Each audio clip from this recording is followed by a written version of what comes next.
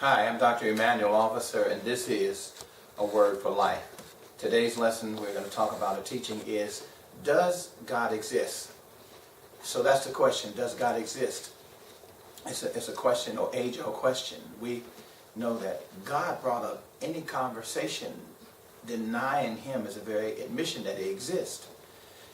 What some men do is they exclude metaphysic evidence, and their evidence is in a kind of distinctive direction.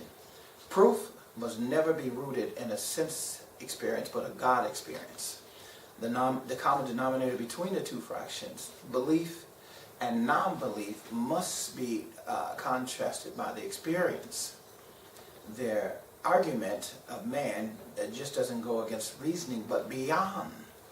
The ideologies look at the gospel of Jesus Christ as some code of ethics or a series of abstract rules that tap into an hallucination, making their reception an illusion. So now their vision is truly impaired. And their hallucination now fits in the contrast of their vision and gives them repetitious reception. Now, their reciprocal or cumulative views begin to reflect a cultural norm. But to this multiplicity of isms, the truth is considered a revolutionary act of treason. Stalin said, a lie told often enough becomes the truth. Hitler said, it is the greatest lie that is believed more than a small lie because it fools the masses of people. What an atheism belief would have you believe that God is an excuse for the lack of your imagination.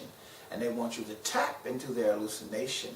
It really is in a counter-distinctive direction, and it's full of egregious, mendacious pseudo-pigraphon, along with a blepharospasm view and a latitudinarian mindset. They would like for you to believe that God is an excuse, but God is real, and His Word is real, and that He exists. There's so many missing links and false-fitted data in their analogies. And when it comes to their belief that somehow nothing imploded and formed itself into something on its own, and it didn't origin from anywhere, but just came into being, that somehow matter brought about the thought, not the thought the matter. We are the dominant thoughts of God, and God saw us and God said us. But atheism, or man, or some sciences that are not with Christian science, when they can't see, they can't hear, they don't believe, thus they remove themselves from the presence of God because they're no longer one of His dominant thoughts. So now, where they come in their conclusion concerning God, it's just another declaration, because they simply cannot wrap their minds around something that is an ongoing eternal evolution that has no end. Something that just was. They ask, how can something just be? Something that just is. They can't wrap their minds around it. So now their eschatology, their pneumatology, and their theology is in a tailspin. And since they can't explain it away, they simply write it off as fable or fairy tale or make-believe. And since he then can't intelligently work it out inside his psyche, he cleaves to science or physics and comes up with some sort of mathematical equation in his mind that the Word of God doesn't exist. He can't believe it because he can't see it, he can't hear it. So now we have the creature questioning the Creator. And we have the nothing questioning the something, which in fact made the nothing to create the something in. Intelligent design is just merely a blueprint that was designed before the foundation of the world, and it was manifested by the voice of God. There are many things in this universe that cannot be explained. There are things in the atmosphere that cannot be seen, such as air. But because we can't see it, doesn't mean that it doesn't exist. We only know through meteorologists the direction it may be coming from.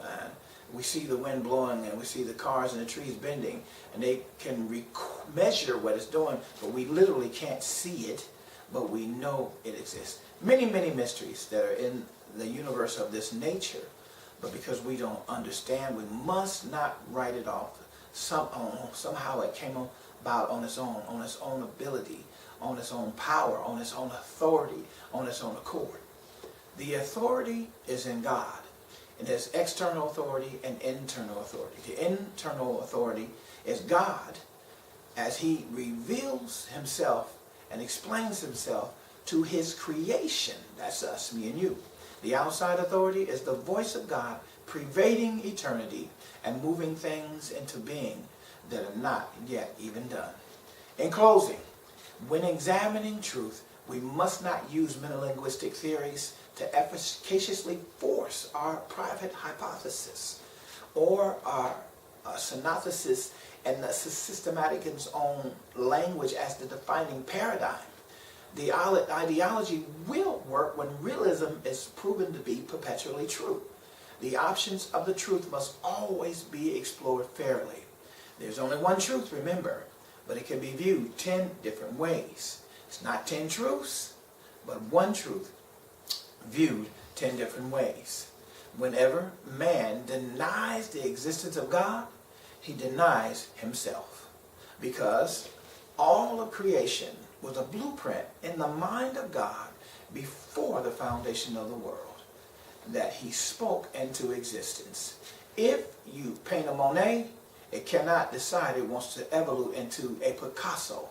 If you plant oranges, they're not going to sprout out as potatoes. Nothing replicates itself from beyond that systematic nature or the governing autonomy that God put in it. Nothing can drop and evolve or download itself into something else other than what God said it was going to be. When man that ends up in dark, he ends up in dark, incarcerated places with demented monsters and unconstructed dream space, when he denies the existence of God. Everything that's in life is between 1 and 7. And only God is on the other side of zero, counting the tail and the sum of this multiplicit, this incredible fabric that is called life. I'm Dr. Emmanuel Officer, and this has been A Word for Life.